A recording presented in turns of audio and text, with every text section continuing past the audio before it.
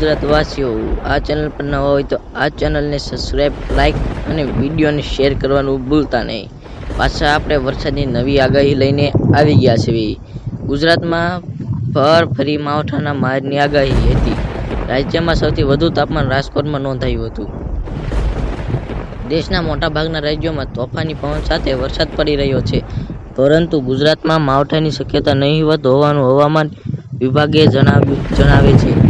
જોકે આજે સવારે રાજસ્થાનમાં સાઉથ ઈસ્ટ દિશામાં દરિયાની સપાટી 1.5 કિલોમીટરથી 3.1 કિલોમીટરની ઊંચાઈ પર અપર એર સાયક્લોનિક સર્ક્યુલેશન જોવા મળ્યું છે અને તેના કારણે કચ્છમાં વરસાદની શક્યતા ખાનગી હવામાન એજન્સીએ વ્યક્ત કરી છે.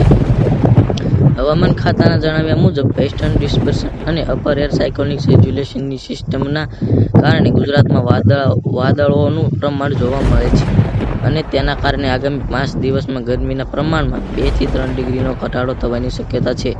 હવામાન વિભાગના જણાવ્યા મુજબ દેશના અન્ય રાજ્યોમાં વરસાદ પ્રમાણમાં વધારો થશે. રાજકોટમાં મહત્તમ તાપમાન 38.8 ડિગ્રી હતું, જે સમગ્ર રાજ્યમાં સૌથી ઊંચું હતું.